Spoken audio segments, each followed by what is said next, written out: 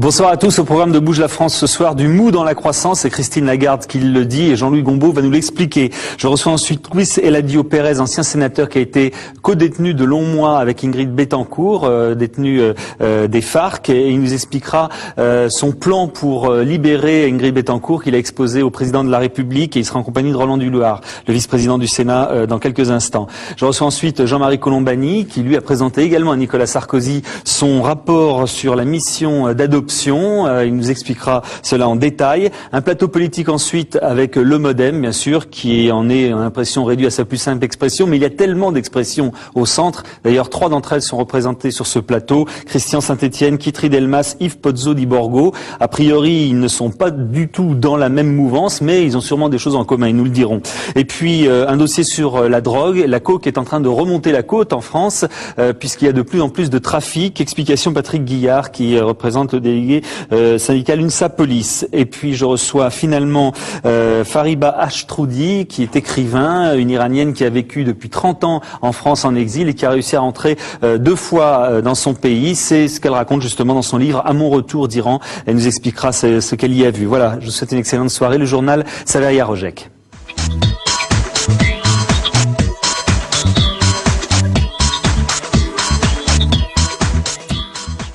Le 3e tour des cantonales consacre ce soir la victoire de la gauche, qui contrôle désormais 57 départements contre 44 pour la droite. Les conseils généraux se réunissaient aujourd'hui pour élire leur président. 8 ont en effet basculé à gauche, comme la Corrèze, où François Hollande prend la présidence. Arnaud Montebourg est élu à la tête de la Saône-et-Loire. Et en Seine-Saint-Denis, c'est le socialiste Claude Barthelone qui a pris les rênes de ce département, jusqu'alors dirigé par des communistes. Flora Sauvage. L'émotion est palpable dans la salle des séances du Conseil général de Seine-Saint-Denis ce matin. Après 40 ans de présidence communiste, le socialiste Claude Barthelone est élu à la tête du département. Un département qui compte 1 500 000 habitants pour un budget d'1,8 milliard d'euros. Permettez-moi de sortir de ces quelques mots officiels, pour avoir une pensée pour mon épouse, pour toutes celles et tous ceux qui m'aiment et que j'aime. Avec l'élection du Fabusien, Claude Barthelone, c'est l'un des derniers bastions communistes qui tombe aux mains des socialistes. C'est le changement dans la continuité, si je peux employer cette expression. C'est à la fois toujours la gauche qui gère ce département, mais une sensibilité différente au sein de la gauche qui se retrouve au poste de président du Conseil général. Le rapport de force au sein du Conseil général est désormais de 10 sièges pour la droite, de 17 sièges pour le PS et 13 pour le PC. Nous progressons de 10 000 voix, c'est-à-dire que nous retrouvons notre score de 2001 en Seine-Saint-Denis et que nous perdons malheureusement 2 cantons de peu, l'un de 56 voix, l'autre de 150. 2 cantons qui ont fait basculer la Seine-Saint-Denis dans le giron socialiste. Pour l'heure, Claude Barthelone veut éviter tout triomphalisme pour ménager ses alliés communistes. Selon un sondage CSA, Bertrand Delanoë serait le meilleur candidat au poste de premier secrétaire du Parti socialiste. Ségolène Royal arrive en revanche en tête chez les sympathisants de gauche. Le site internet du Figaro révèle ce soir que Chantal Sébir a été autopsiée contre l'avis de ses proches. Les résultats de cette autopsie pourraient être connus dès demain. La mort de Chantal Sébir a en tout cas relancé le débat sur l'euthanasie. En l'état, la loi Leonetti donne un droit au laisser mourir. Hier, quelques heures avant ce décès, le gouvernement a demandé une évaluation de cette loi. Catherine Rougerie. Un malade incurable peut-il décider de sa mort? Autrement dit, peut-on et surtout doit-on légiférer? On peut réglementer la fin de vie. On l'a fait en partie en 2005. On peut techniquement aller au-delà. Est-ce qu'on doit le faire? Au jour d'aujourd'hui, il y a des demandes. Il y a des demandes du corps médical, il y a des demandes des patients. Il me semble aujourd'hui, au nom même du principe de dignité, impossible de supporter plus en amont le fait de ne plus entendre les souffrances de ces personnes. La loi Leonetti permet de lutter contre l'acharnement thérapeutique, elle fixe déjà un cadre. Le problème, le fossé entre le texte et la réalité. En France, la souffrance est insuffisamment prise en compte, la démarche palliative peut valoriser. En clair et selon certains spécialistes, faire une nouvelle loi serait aujourd'hui une mauvaise réponse à un vrai problème. La douleur morale et physique des patients nécessite d'autres réponses que le simple fait de répondre à leur demande de mort. Il faut les prendre en charge bien plus tôt, les malades et leurs proches, de façon à proposer un projet de vie qui intègre la fin de vie et dans lequel ils sont parfaitement acteurs de ce qui leur arrive. François Fillon a chargé Jean Leonetti d'une mission d'évaluation de la loi. S'il l'estime nécessaire, le député devra faire des propositions pour remédier à la méconnaissance et mauvaise application du texte, voire à son aménagement. Le cas de Chantal Sébir montre donc les limites de la loi sur la fin de vie. Hier, Bernard Kouchner avait demandé une exception à cette loi. Nadine Morano, la nouvelle secrétaire d'État à la famille, s'est dite favorable à une commission qui examinerait les cas les plus graves. Fabrice Cunet a interrogé Christine Boutin et Rachida Dati. Contrairement à ce qui a été dit dans la presse, j'ai demandé à ce qu'on accompagne cette femme dans ses souffrances et que la souffrance n'est pas un but en soi et que la demande de calmer la souffrance est une demande légitime. Il est vrai que cette loi, qui a été quand même adoptée à l'unanimité, a besoin aussi d'être évaluée pour voir les adaptations nécessaires ou les cas à prendre en compte. Mais s'agissant de Mme Sébir, c'est un drame et pour les Français et pour sa famille en particulier. Chantal Sébir réclamait donc le droit de mourir assisté. En Europe, seuls les Pays-Bas et la Belgique ont formellement légalisé l'euthanasie sous de strictes conditions. Plusieurs autres pays comme la Suisse, la Norvège ou la Suède autorisent une forme d'aide à la mort. Hélène Manjardi. Premier pays au monde à légaliser l'euthanasie, les Pays-Bas en 2002. Un médecin peut administrer une substance mortelle à un patient dans certaines conditions. La personne doit avoir formulé la demande à plusieurs reprises et le médecin doit prendre l'avis d'un confrère qui s'assure que tous les critères sont respectés. La Belgique et les Pays-Bas sont les deux seuls pays à autoriser l'euthanasie active. En Suisse, le suicide assisté est légal. Dans les faits, un médecin procure à un patient une dose mortelle d'un médicament et lui montre comment l'utiliser. Plusieurs pays ont fait le choix du compromis en autorisant l'euthanasie passive, c'est-à-dire l'arrêt des traitements qui maintiennent une personne en vie. Au Danemark, depuis 1992, des patients peuvent faire un testament médical qui précise leur volonté en cas de maladie incurable. Les jurisprudences allemandes et espagnoles reconnaissent également l'euthanasie passive quand le patient l'a clairement demandé. Enfin, certains États, comme la Grèce et la République tchèque, interdisent l'euthanasie sous toutes ses formes. Ils considèrent cet acte comme un homicide. Christine Lagarde l'a annoncé, compte tenu de la crise, la France va réviser à la baisse ses prévisions de croissance pour 2008. Éric Woerth, le ministre du Budget, a pourtant déclaré hier sur notre antenne que cette crise aurait peu d'impact sur le budget 2008. Alors dans ce contexte, le gouvernement finalise la loi de modernisation de l'économie, un texte qui doit favoriser la concurrence. Fabrice Cunet. Réunion de travail ce matin à Matignon pour François Fillon et 7 ministres du gouvernement. Objectif, mettre la dernière touche à la loi de modernisation de l'économie. Une loi qui intervient dans un contexte difficile, mais Christine Lagarde ne veut pas entendre parler de prévisions économiques alarmistes. Vous savez, il y a toute une série de prévisions par tous les prévisionnistes de la Terre. Ce qui va être important, c'est la réalité de ce qu'on fait, c'est la modernisation de l'économie française dont on vient de débattre à l'instant. Dans les bureaux de l'Observatoire des conjonctures économiques, le discours est tout autre. Avec un prix du pétrole en constante hausse, un euro fort et la crise financière aux États-Unis, l'exercice lancé par le gouvernement de modernisation de l'économie s'annonce compliqué. Les marges de manœuvre face à cette crise, qui est en fait un choc extérieur et un choc mondial, sont très faibles. Et après, il reste une politique budgétaire, mais une politique budgétaire nécessite certaines marges de manœuvre, et on voit qu'aujourd'hui, elles ont déjà été utilisées dans le paquet fiscal, et donc finalement, on voit que la France a assez peu de possibilités de réagir à ces différents événements conjoncturels. Et chez Christine Lagarde, il y a le discours et la méthode. La ministre de l'économie a en effet revu à la baisse aujourd'hui les prévisions de croissance pour 2008, autour de 2%. On respire au Sable d'Olonne. Le cargo échoué a repris la mer aujourd'hui. Il a été remis à flot par 2 remorqueurs grâce au retour des fortes marées. L'Artémis était échoué sur la grande plage des Sables d'Olonne depuis la tempête du 10 mars dernier. Des images impressionnantes. C'est la fin de ce journal. Tout de suite, vous retrouvez Pierre Sled et ses invités.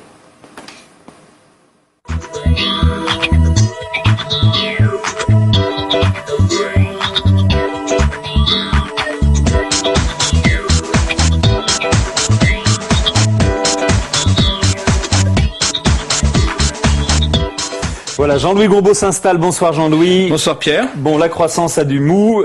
Christine Lagarde, ministre de l'économie, a fini par l'admettre ce matin et surtout elle a admis que ses prévisions, les prévisions du gouvernement qui situaient cette croissance 2008 à 2,25, ce serait pas du tout ça.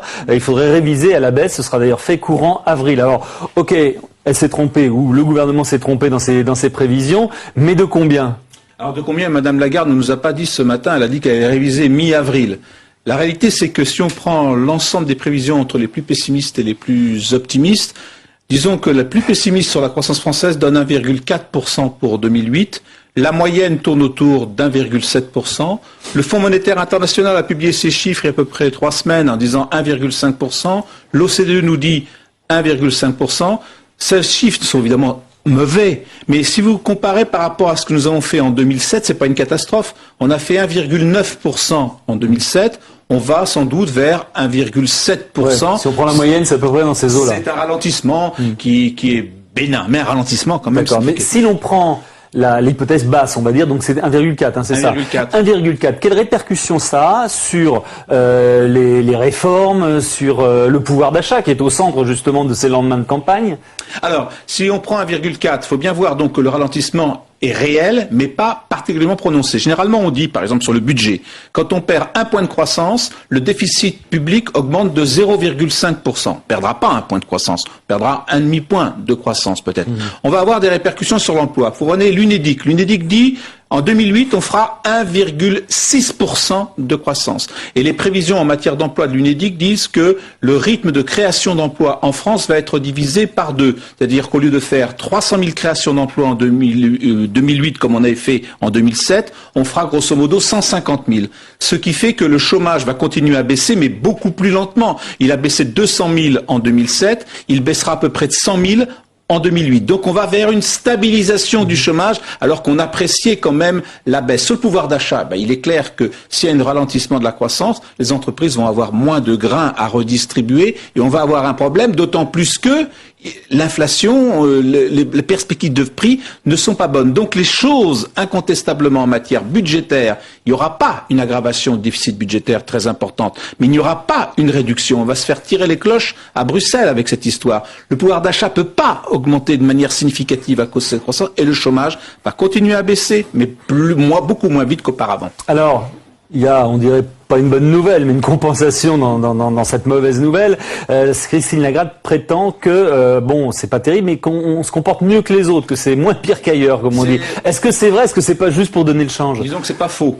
C'est pas faux, parce que si vous prenez par exemple la croissance américaine, au 3e trimestre de 2007, ils étaient sur un rythme annuel de croissance de l'ordre de près de 5%.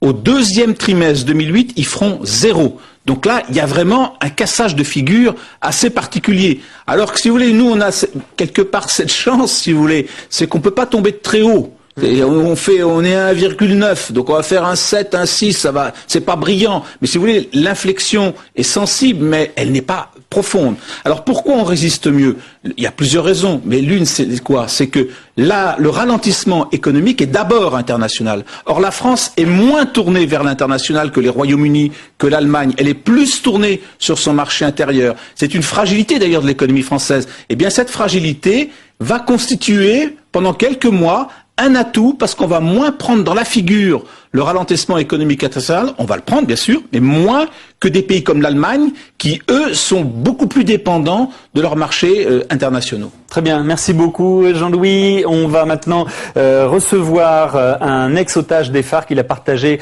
la détention avec Ingrid Betancourt pendant 4 ans. Témoignage.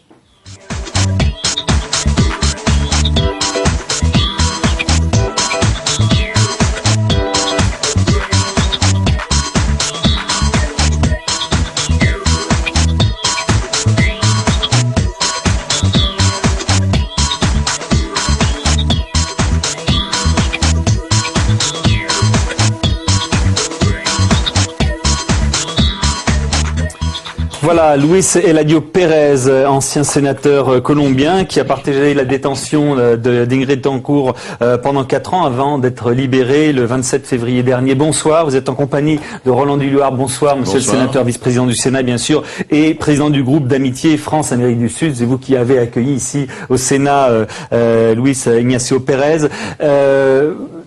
D'abord, on se pose beaucoup de questions, vous savez, sur la détention d'Ingrid Betancourt. Quand l'avez-vous vue, vous, pour la dernière fois? Le 4 février dernier, j'ai pu la voir et c'était la dernière fois que je l'ai vue. Ce jour-là, elle était assez mal physiquement. Son état physique me faisait peur. Elle était très préoccupée par sa situation, le fait qu'elle pourrait rester prisonnière encore plus de temps, étant donné qu'elle représente une certaine valeur pour les FARC. Et étant donné l'exposition médiatique de son nom en France et en Europe. Qu'elle est malade, de quelle façon, qu'est-ce qui vous inquiète exactement?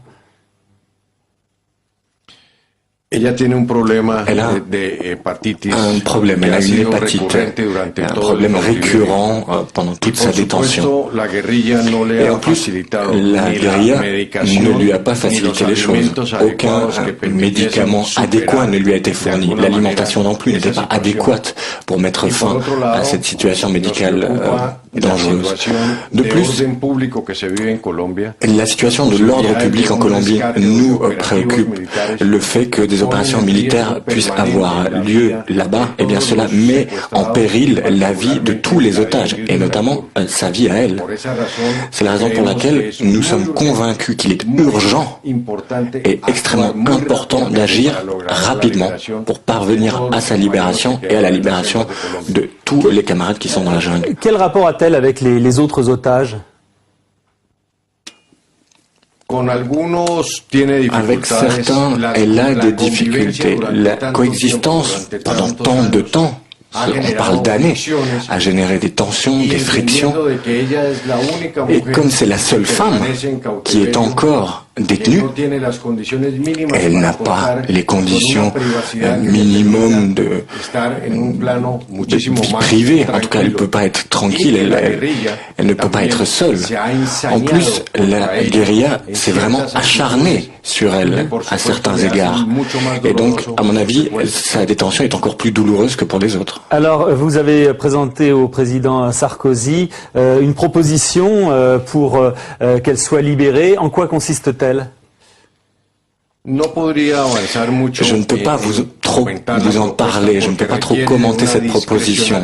Je crois qu'il y a un certain secret obligatoire pour parvenir au succès de l'opération. Mais le point de départ s'est fondé sur l'expérience et le conseil de personnes liées au président Sarkozy. Et cette nouvelle proposition, je vais devoir la formuler dans les prochaines heures au président colombien, Uribe, et au président Chavez du Venezuela. Ce qui m'oblige à conserver le silence pour parvenir au succès que nous souhaitons. Roland Dullard, j'imagine que vous en avez parlé de ce plan. Est-ce qu'il vous le semble crédible, opérationnel? Oui, je comprends que l'ancien sénateur Pérez est tenu par une obligation de discrétion, oui, car ce que nous voulons, c'est sauver Ingrid, et il y a urgence, comme il l'a expliqué. Mais je trouve que la façon dont il a raisonné, la façon dont il a convaincu le président Sarkozy montre que la France pourra jouer un rôle majeur dans cette opération et nous devons l'aider à convaincre les deux parties qui seront associés, aussi bien le gouvernement colombien que le gouvernement vénézuélien, en pied de marmite avec le gouvernement français. Et lui, notre interface dans tout cela. Alors, bien sûr, on comprend qu'il y ait de la discrétion sur ce plan. Est-ce que cette opération nécessiterait le déplacement de Nicolas Sarkozy sur place? Pas obligatoirement. Je crois que la seule volonté politique du président Sarkozy et l'appui du Sénat et de l'Assemblée nationale et l'appui des partis politiques en faveur de la libération des otages est fondamental. Je crois que le président Sarkozy n'aura pas à se déplacer. Il faut tout simplement relever le défi politique qui permette d'aller au-delà de certains points inamovibles ou ces entraves qui ont empêché l'échange humanitaire. Et je crois qu'à cet égard, il est important de compter sur la volonté politique du président Uribe, de la part des FARC, qu'il y ait une bonne volonté de la part du gouvernement Chavez et une action décidée de la part de l'État français et du président Sarkozy. Une fois de plus, j'aimerais lancer un appel à la classe politique française, aux membres du Sénat, à tous mes collègues sénateurs et également à tous les membres de l'Assemblée nationale pour obtenir l'appui nécessaire dont va avoir besoin le président Sarkozy concernant les actions qui permettront de libérer très rapidement Ingrid Betancourt et les autres otages. Et peut-être pour de cette manière jeter les bases d'un futur processus de paix qui est en fait ce que nous espérons en Colombie. Roland Dullard, qu'est-ce que peuvent faire les parlementaires dont vous faites partie pour justement accompagner ce processus, cette opération? Je pense qu'à la demande de M. Pérez, il est indispensable que le Parlement français, toutes composantes confondues, montre la solidarité avec la politique du gouvernement français pour la libération d'Ingrid. Nous avons été tous mobilisés dans les différents partis. Oui, c'est pas nouveau. Vous avez fait le maximum jusqu'à présent. Oui, mais nous ne devons pas lâcher l'effort, car il faut aboutir. Aujourd'hui, la santé d'Ingrid rend les choses dangereuses. Il nous l'a expliqué, notamment parce qu'il l'a rencontré, comme il vous l'a dit, le 4 février dernier. Et deuxièmement, il faut faire en sorte qu'il n'y ait pas un bombardement inapproprié sur une zone comme ça vient de se produire récemment, qui pourrait être dévastateur, parce qu'à ce moment-là, l'ensemble des otages seront exécutés. Donc c'est là où il y a urgence que la diplomatie française permette d'aboutir au plus vite à la libération de l'ensemble des otages civils et politiques. Si ça se règle, ça se réglera politiquement. Il n'y aura pas possibilité de contact direct avec les FARC, de la France aux FARC. Ça, je ne pense pas. Il faudra qu'il y ait des intermédiaires, mais je pense qu'il faut laisser faire d'abord notre émissaire privilégié, qui est le sénateur Pérez, que j'appelle le sénateur Pérez parce qu'il a été sénateur, oui, je l'ai dit tout à l'heure, ouais, 1992 à 2002. Et je l'ai rencontré quand je suis allé à Bogota, avant bien sûr son enlèvement. Et il était membre du Parti libéral, donc membre du parti d'opposition, mais lui il travaille pour que tout le monde travaille ensemble, pour que ces prisonniers civils et politiques puissent être libérés. Ils ne sont pas très nombreux. Il faut arriver à les rassembler et les faire sortir et trouver une solution pour les prisonniers du gouvernement colombien. Vous, Monsieur Pérez, vous allez jouer un rôle, vous personnellement, dans cette opération? Oui, sans aucun doute. En tout cas, ma conscience m'oblige à travailler à cet égard, pour travailler à la libération d'Ingrid et de tous les détenus. Je ne suis pas un agent de la guérilla, je ne suis pas un agent du gouvernement colombien. J'agis en mon nom propre. Est-ce que les FARC ont confiance en vous? J'espère que les FARC comprendront que le moment politique est arrivé. Il faut agir politiquement. Et le fait que je sois libre aujourd'hui, grâce au peuple et au gouvernement français qui ont mené une campagne de sensibilisation, qui ont sensibilisé non seulement la communauté colombienne, mais également la communauté internationale, bien cela m'oblige à penser aujourd'hui que les FARC souhaitent agir d'une façon politique maintenant. Et cette action politique, eh bien, doit recevoir l'appui de tous les Colombiens qui souhaitent une fin heureuse au processus de paix. Dans quelles conditions s'est déroulée votre libération? Quelles ont été leurs dernières paroles, les FARC, vos geôliers, à votre égard? Il n'y a pas eu de conditions, on m'a rien dit. On m'a dit tout simplement, vivez de nouveau. Moi, bien sûr, je n'aurais pas voulu être libéré sous condition. Donc, moi, on m'a pas libéré en disant il faut faire telle ou telle chose. J'agis par principe, car je ne crois pas pouvoir jouir de ma totale liberté en sachant qu'il y a des collègues, des camarades, il y a Ingrid dans la jungle et qui vivent en danger permanent. Ils vivent en danger parce qu'ils sont otages, mais en plus parce qu'il y a une politique du gouvernement colombien d'essayer de les sauver, entre guillemets. Mais je vois aujourd'hui que le gouvernement colombien, Uribe, a une volonté politique de changer les choses. Il s'est rendu compte que la solution militaire n'était pas la solution. Donc il y a maintenant un ingrédient politique et social, et ils sont mis en avant. Donc, utilisons cet nouvel élan avec la France, avec le Venezuela. Cette volonté politique nouvelle des FARC et de la Colombie nous permettront de libérer rapidement ceux qui restent. Est-ce que pendant ces 4 ans, vous avez pu avoir notion de l'endroit où vous étiez avec Ingrid Betancourt, et est-ce que, à votre avis, elle est toujours à cet endroit-là? Je ne suis pas certain qu'elle soit au même endroit. Nous nous orientions grâce aux émissions de radio en fonction de celles que nous arrivions à capter. Dès qu'il y avait un problème, parfois on écoutait la radio vénézuélienne ou la radio brésilienne, donc cela nous indiquait grosso modo plutôt de quel côté ou plutôt dans quelle région de l'immense jungle colombienne nous nous trouvions.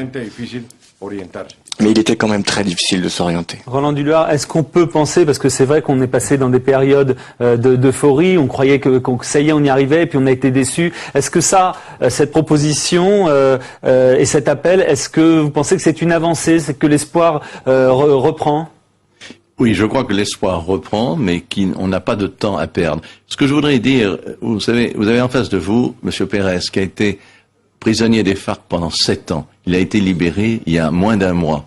Vous vous rendez compte la force mentale de cet homme qui a su résister à autant de captivité, qui a essayé de s'échapper avec Ingrid une fois. Et vous voyez l'équilibre de cet homme. C'est ça qui me donne confiance, parce que il a un pouvoir de persuasion, et je pense que lui peut faciliter le dialogue entre des parties très difficilement rapprochables.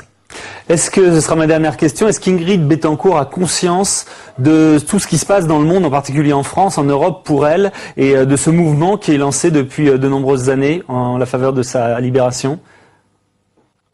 Oui. Et c'est ce qui lui permet de continuer à supporter ce drame qu'elle vit. Bien sûr, il y a l'amour de sa famille, l'appui de ses enfants, de sa mère, de sa sœur. Je sais qu'elle sait que le peuple français est derrière elle. Elle sait qu'il y a eu une mobilisation. Elle sait qu'elle est maintenant la citoyenne d'honneur d'un grand nombre de villes, et elle sait quelle publicité a été faite sur son nom, et c'est ce qui lui permet de résister au cours de ces derniers jours. Nous espérons que ces derniers jours seront aussi courts que possible. Elle est consciente de cela grâce à Radio France Internationale, qu'elle arrive à écouter. En tout cas, dans les émissions d'Amérique latine, elle a une petite radio qui lui permet d'avoir les ondes courtes, donc RFI Amérique latine, et en plus grâce à d'autres médias internationaux. Donc elle sait ce que pense la communauté internationale. Très bien, merci beaucoup en tout cas, et on souhaite bonne chance pour que cette mission arrive et que Ingrid Betancourt soit enfin libérée. Merci à tous les deux d'être venus. Je reçois maintenant Jean-Marie Colombani. Il est l'auteur d'un rapport sur l'adoption. Il va nous l'expliquer maintenant.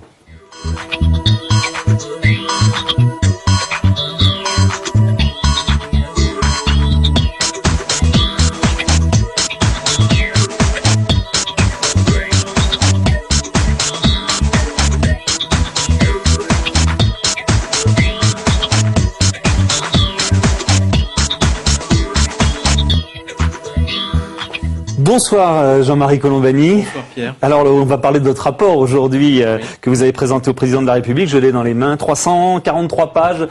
À la documentation française. Voilà, à la documentation française. Bon, on va beaucoup mieux le voir comme ça. Voilà.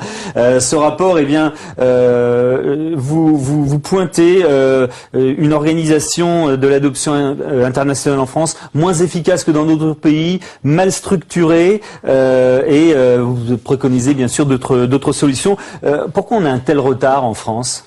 Alors, c'est pourquoi on a un tel retard. Il faut savoir que il y a quelques années, il y avait 2 grands pays d'adoption qui étaient les États-Unis et la France. Et c'est vrai qu'aujourd'hui, la France est en moins bonne position et que surtout l'angoisse vient de ce que le nombre d'adoptions a fortement chuté de 2005 à 2006, puis de 2006 à 2007. Alors si on prolonge les courbes, on se dit mais dans 2 ans il reste plus rien. Et en face vous avez tant et tant de futurs parents qui attendent et de gens qui désespèrent d'attendre et qui d'ailleurs désespérant d'attendre peuvent en être réduits à des expédients qui consistent à aller soi-même sur place, choisir un enfant, voire entrer dans des trafics, le mot est peut-être un peu fort, mais en tout cas des pratiques qui ne sont pas parfois. Des pratiques qui ne sont pas acceptables, en tout cas ni pour les pays d'origine ni pour nous-mêmes. Donc il y a un vrai grave problème de ce point de vue-là. Donc nous, ce qu'on nous a demandé, enfin ce que le président de la République m'avait demandé, c'était de regarder ce qui n'allait pas, parce qu'on sort malgré tout d'une réforme en 2005. Absolument. Et cette réforme promettait de doubler le nombre des adoptions. Pourquoi n'y est-elle pas parvenue ? Parce que, la situation internationale a beaucoup bougé. Elle a bougé en bien, parce que beaucoup de pays ont signé ce que l'on appelle la Convention de La Haye, qui donne un cadre juridique et très contraignant à la fois aux pays d'origine et puis aux pays d'accueil, enfin aux pays qui ont des familles adoptantes. Donc l'établissement de ce cadre qui permet à un certain nombre de pays de se doter de politiques de protection de l'enfance et de politiques d'adoption nationale est quelque chose de plus contraignant, de plus exigeant. Ça, c'est une chose. Mais ça, vous me direz, c'est valable pour tout le monde.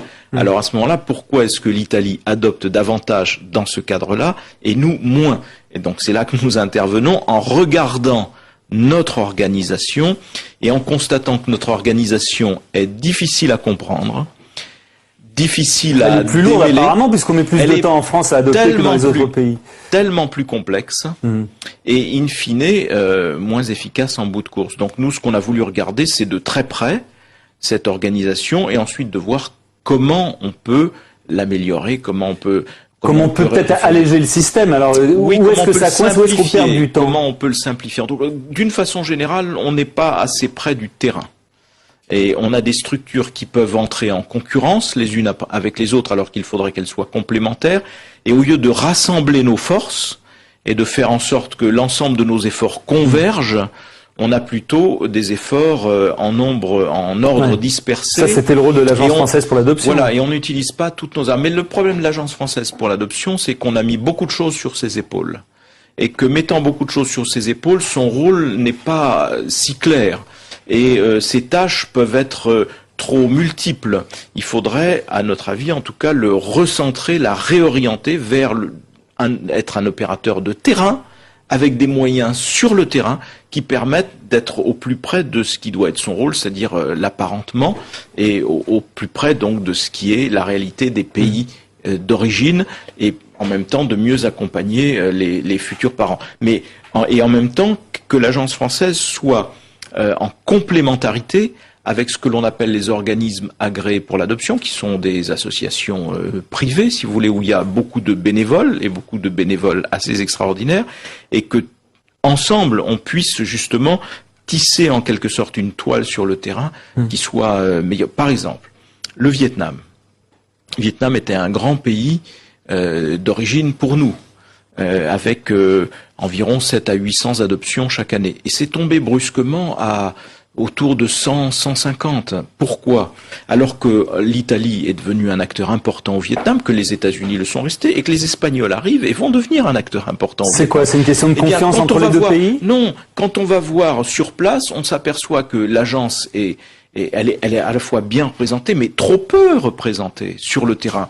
Par rapport au nombre de provinces vietnamiennes qui acceptent d'ouvrir leurs orphelinats, trop peu. Et quant aux organismes agréés pour l'adoption, ils sont aussi peu nombreux et pas assez, j'allais dire, étoffés. Mais donc il faut les aider. Il faut les aider à se structurer, à se professionnaliser. Il faut les aider aussi matériellement. Et quant à l'agence, il faut que les moyens de l'agence soient déployés sur le terrain. C'est-à-dire qu'il n'y a pas assez de propositions au départ. Quand il y a un problème, alors si vous ajoutez à cela le fait que, pour rester sur l'exemple du Vietnam, il peut y avoir un problème politique au sens où le Vietnam demande un effort de coopération sur place aux différents pays qui veulent adopter au Vietnam.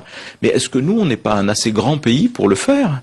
Est-ce qu'on n'est pas un assez grand pays de coopération précisément pour que un fonds de coopération soit dédié à l'adoption. Alors qu'est-ce que ça voudrait dire? Ça voudrait pas dire, comme on peut en être accusé, acheter des enfants, donnant, pas du tout. Ça veut dire que puisque la France est un pays d'accueil d'enfants venant de ce pays peut nous demander quoi? De l'aider à se doter d'une politique de protection de l'enfance digne de ce nom, et donc d'aider peut-être à la formation de ceux qui mettront en place cette politique, soit sous l'angle juridique, soit sous l'angle pratique, aider peut-être à l'équipement, d'équipements qui serviront à la protection de l'enfant sur place, de sorte que nous on accueille des enfants orphelins du Vietnam, et puis le Vietnam petit à petit se dote d'une politique de plus en plus forte de protection de l'enfance, aussi grâce à notre effort de coopération. Bref, il est tout à fait possible de faire des choses formidables, de les faire mieux, plus vite, de réduire ce temps d'attente infernal qui est infligé à ceux qui attendent précisément de pouvoir adopter, si on concentre nos forces et si on mêle le fait d'avoir un réseau diplomatique et consulaire mobilisé, des organismes agréés pour l'adoption aidés, une agence française de l'adoption recentrée sur le terrain, et en même temps des parents à qui il faut, ou des futurs parents à qui il faut demander d'être mieux informés et mieux formés. Alors ces parents, parce que les pays d'origine sont aussi plus exigeants vis-à-vis des futurs parents. Et pour se conformer à cette exigence normale, plus grande, il faut qu'on fasse, nous, un effort de formation, d'information de ces futurs parents plus grands. Les parents parlent souvent, dans le cas d'adoption, de parcours du combattant. Comment on peut faire en sorte que ce parcours, justement, soit allégé? Alors, vous avez parlé de ce qui se passe sur le terrain, mais en France. Le problème, c'est pas tant le parcours du combattant, parce que nous, on propose que la phase d'évaluation individuelle des futurs parents, qui est décrite comme le parcours du combattant, soit précédée d'une phase d'information et de formation. Parce que l'adoption, c'est pas, je veux dire, si simple. Bon, il faut quand même être, et puis d'autant si on adopte loin. Bon, il faut s'y préparer, il faut être bien informé. Donc on va dire, ah mais ils alourdissent encore, donc ils veulent réduire le nombre d'eux. Non, c'est simplement le fait que les parents soient, ceux qui seront les futurs parents, qu'on soit sûr. Oui, et en même temps, permettre qu'en face soit mieux garanti le fait qu'on mettra des enfants en phase 2. Tout le problème de notre système est d'ailleurs de le recentrer sur une idée simple, qui est que plutôt que de partir de la situation des futurs parents, il faut d'abord partir de la situation des enfants et de ce que est l'intérêt des enfants, de ce que l'on peut reconnaître aux enfants, c'est-à-dire un droit à l'enfance. Et par rapport à cela, à partir du moment où on a cela en tête, on reconstruit les choses et on se dote d'un système qui de toute façon sera meilleur, parce que honnêtement, il est visible pour tout le monde, enfin pour tous ceux qui regardent le problème, que l'on peut faire mieux et que l'on doit faire mieux. Vous avez remis hier ce rapport au président de la République. Comment il va être utilisé maintenant? C'est quoi la prochaine phase? La prochaine phase, c'est une réunion autour du président de la République des différents ministres concernés, parce que ça, c'est aussi un de nos problèmes. Quand on voit ce petit problème à l'échelle d'autres problèmes, qu'est l'adoption, intensément vécu. Ça commence par l'attribution déjà du problème à un ça commence ministère. par apercevoir que ça touche à plusieurs politiques publiques et donc plusieurs ministères. Le Quai d'Orsay, le ministère de Xavier Bertrand, maintenant le nouveau secrétariat d'État à la famille, le ministère de la Justice, le ministère de la Coopération. 5. Donc le président de la République a dit, voilà, on va mettre tous ces ministres autour de la table, on va les confronter avec les conclusions de la mission et on va ensuite donner, lui-même, va donner évidemment une feuille de route au gouvernement sur ce sujet. Donc moi j'ai une... Ça peut aller vite, ce que je veux dire, l'application? Oui, bien sûr, il faut que ça aille vite. Et moi, ma conviction, c'est que ça ne sera pas un rapport de plus dans un tiroir, que ça va se traduire très vite par des réalisations concrètes, parce que de toute façon, les enfants sont en souffrance. Et donc notre devoir, c'est en effet de mettre en face d'eux les meilleures familles possibles, les gens les plus, voilà, ceux qui aspirent le plus et le mieux à les accueillir. Et donc ce travail-là, il faut le faire sans tarder. Très bien, je rappelle le rapport sur l'adoption de Jean-Marie Colombani, c'est à la documentation française. Je pense qu'il y a pas mal de parents qui sont évidemment très concernés, qui demandent des informations. Merci beaucoup Jean-Marie Colombani. On va parler de politique maintenant avec le centre, ou plutôt les centres, ils sont pas mal à être représentés sur ce plateau, tous ces centres.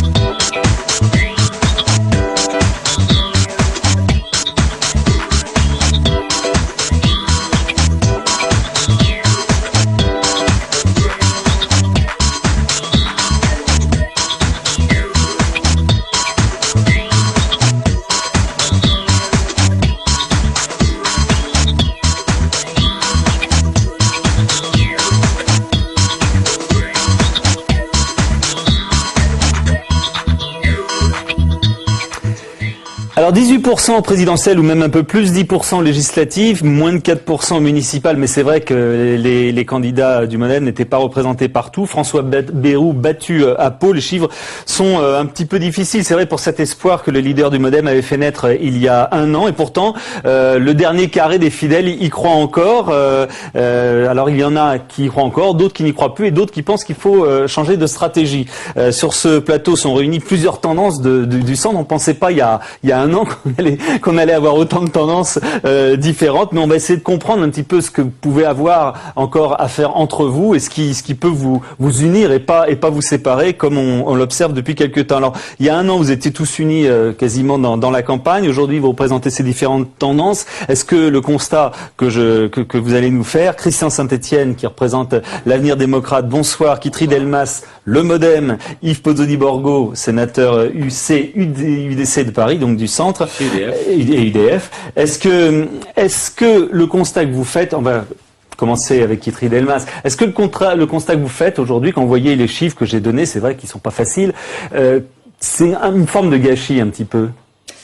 Moi, je pense qu'avant les municipales, on savait que ce serait difficile. On est en train de lancer un nouveau mouvement, un nouveau parti politique, et quand on se lance dans cette aventure, on sait avant le combat que ça va être difficile. On a enchaîné les présidentielles, les législatives, les municipales. Donc voilà, on le savait, et effectivement, ce fut difficile, mais en même temps, vous avez presque dit ça, dans les 350 villes où on a présenté des listes autonomes, elles font environ 16% au premier tour. Donc c'est bien, on s'implante, et encore une fois, on aura des milliers de conseillers municipaux et d'élus. Donc ça, c'est un point positif. Mais ensuite, il y a un an, je pense que vous aviez plus d'espoir que cela, que vous retrouvez au municipal, avec finalement d'assez pauvres représentations. Là, vous prenez à partir des municipales. C'est vrai que la veille des municipales, on se doutait que le MoDem n'allait pas faire un immense carton. Il y a un an, on aurait pu penser que tout allait se dérouler et que ce qu'on a vu au présidentiel allait se traduire au législatif puis au municipal. Ça n'a pas été le cas. Alors ça, c'est pour les gens qui croient au Père Noël. Mais moi, comme je ne crois plus au Père Noël, mais en revanche que je suis heureuse d'œuvrer, de participer à la construction d'une nouvelle famille. Le Père Noël. Le Père Noël n'existait pas. Ça va pour d'autres personnes qui se font élire sur des promesses. Voilà, on ne va pas continuer là-dessus. Mais quand on construit un nouveau mouvement politique, on sait, et notamment quand on se confronte à deux gros partis majoritaires, quand on sait que forcément les institutions sont pas forcément faites pour s'implanter, notamment pour les législatives, on sait que c'est difficile. Les gens qui se sont engagés aux côtés de François Bayrou, on est 65 000, c'est pas rien. À l'UDF, on était 30 000, donc on a doublé le nombre d'adhérents. Ces personnes-là savent qu'elles sont pas élues demain matin. Ces personnes-là, leur quête, elles cherchent à inventer un nouveau mouvement du 21e siècle. Dire, voilà, tout a évolué dans notre société, les nouvelles technologies, tout s'est modernisé, et aujourd'hui, il n'y a que la politique qui ne s'est pas modernisée. Les clivages hier ne sont plus pertinents. Comment est-ce qu'on réinvente une autre voie, un autre choix? En tout cas, pas dans la division, ce qu'on observe. Alors, même question pour vous, Christian Saint-Etienne, et ensuite Yves Pozzotti-Borgo. Est-ce que vous faites le constat du gâchis par rapport à... C'est vrai qu'on vous voyait tous il y a un an, vous y croyez dur comme fer, même être en finale, entre guillemets, au deuxième tour. Et puis là, aujourd'hui, c'est vrai, quand on voit le résultat du MoDem, on se dit c'est plus la même chose, quoi. Alors, il y a plusieurs choses qu'il faut démêler. Sur le plan politique et sur le plan des attentes, c'est un immense gâchis. Il y avait un potentiel fabuleux il y a un an et ça se traduit par des résultats qui sont déplorables. Un parti MoDem qui est dans le mur, déjà une première distinction. Je pense que le MoDem est dans le mur, pas forcément François Bayrou. Je pense qu'il rebondira, il a des qualités personnelles éminentes. Et en revanche, je pense que le MoDem... France, même quand on est chaud en politique, on n'est jamais condamné. En revanche, le MoDem est en grande difficulté. Pourquoi? Parce que il a un mauvais positionnement stratégique, d'une part, et d'autre part, dans un système bipartite tel qu'il est, on ne peut pas exister en tant que force autonome. On l'a vu à Paris, où le MoDem a été explosé en essayant d'avoir une stratégie autonome. Il y avait 10 élus au Conseil de Paris, il n'en reste plus qu'un, et encore ça s'est fait avec... Sauf que le MoDem a essayé quand même de se rapprocher de Bertrand Delanoë, qui n'a même pas détourné le regard. Oui, parce que justement, dans un système bipartite, il n'avait pas besoin d'eux, ayant fait suffisamment de voix au premier tour. Donc, la question qui se pose, et le gâchis, d'où vient-il? Au soir du premier tour, fort de ces 18%, si François Bayrou avait dit aux deux autres concurrents qui restaient en lice, je suis prêt à venir avec celui des deux qui donnera son accord sur 3 idées clés. La première, je veux 50% de proportionnel. La deuxième, je veux les 2 emplois francs qu'il avait proposé et qui reste une idée très populaire. Et la troisième idée, je veux diviser par 2 le déficit public en 3 ans. Les deux signaient probablement. Mais divisé par 2 en 3 ans de déficit public, tout le monde peut être d'accord avec ça. C'est une bonne volonté. Le gouvernement actuel ne le fait pas pour l'instant. Mais ceci étant, s'il avait dit ça, il aurait obtenu les 50% de proportionnel. À ce moment-là, on sortait du système bipartite et il créait une place possible. Il ouvrait un segment politique pour le MoDem. À partir du moment où il n'a pas su négocier à ce moment-là, il a semé les germes de l'échec qui est venu. À partir du moment où le système bipartite s'est reconstitué, c'est quand même impressionnant de voir, quand on lisait les commentaires dans le Figaro et dans les Échos à la suite du premier tour au municipal, le commentaire général, c'est le retour du bipartisme et d'un bipartisme assez violent finalement. Et quand vous regardez le résultat au niveau national, vous avez 49% des voix à gauche, 47,5 à droite et 3,5 au MoDem. Donc, si vous regardez vers l'avenir maintenant, on a absolument besoin de reconstituer un centre.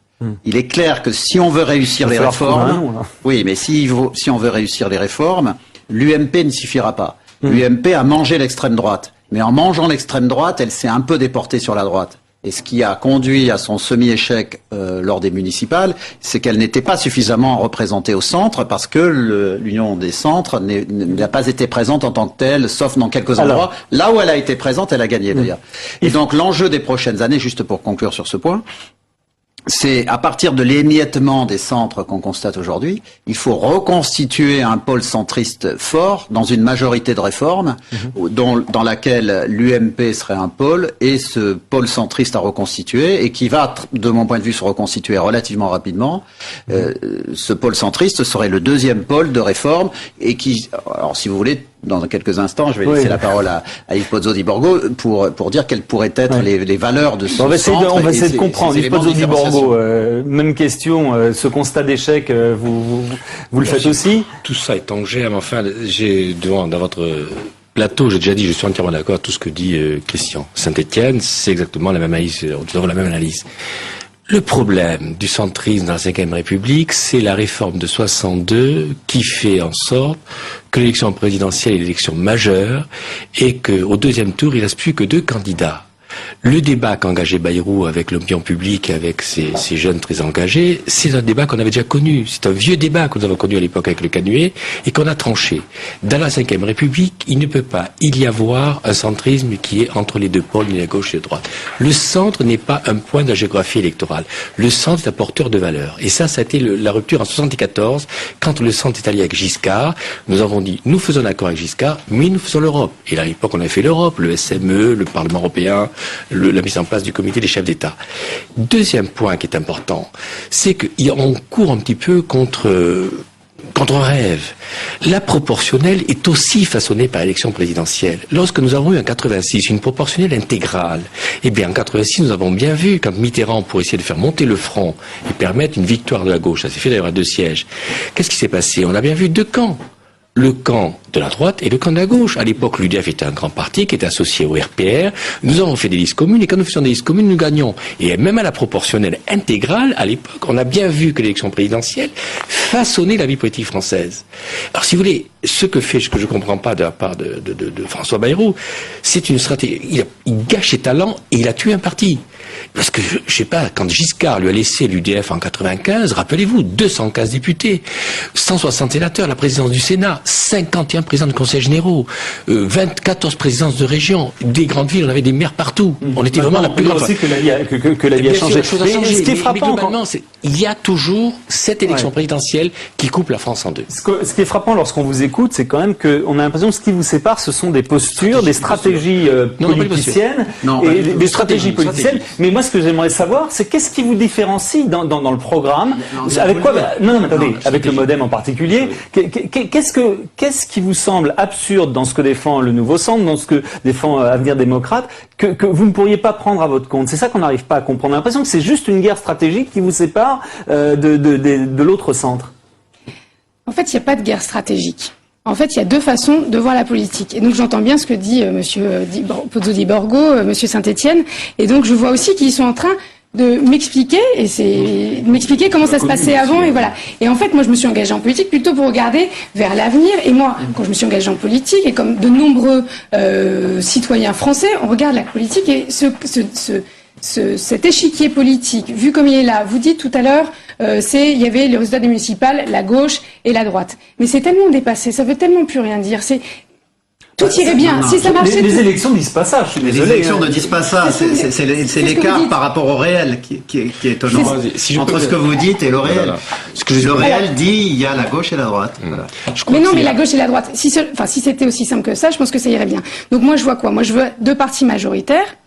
Qui disent qu'à l'intérieur ils ont une grande cohérence, qu'ils ont une grande ligne, ils partagent des grandes valeurs ensemble. Et moi je comprends pas. Pour moi, ce n'est pas sincère. Si les offres de ces partis politiques étaient sincères, ça veut dire que par exemple, si à gauche on disait pas lors d'une campagne présidentielle le SMIC a 1500 € et puis 3 semaines après, ah ben non finalement c'était pas une bonne idée. Si Monsieur Nicolas Sarkozy était aussi sincère pendant l'élection présidentielle et ensuite mettait pas un autre programme en application. Si la classe politique y allait très bien, il n'y aurait pas eu besoin de créer un nouveau mouvement, une nouvelle façon d'envisager la politique, de pratiques politiques et tout ça. Mais la réalité, c'est qu'il s'est planté. Pourquoi il s'est planté? Vous savez, vers quoi on va? On va vers les élections européennes. Oui. Les élections européennes, donc, qui seront un scrutin proportionnel intégral à un tour.